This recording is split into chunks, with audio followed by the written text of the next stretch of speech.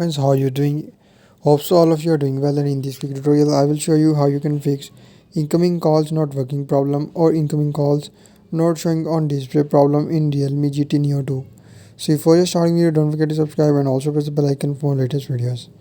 So to fix incoming calls not showing or incoming calls not working problem in Realme GT Neo 2, simply first of all you just need to go to call settings and follow every single step as I'm showing you in this video.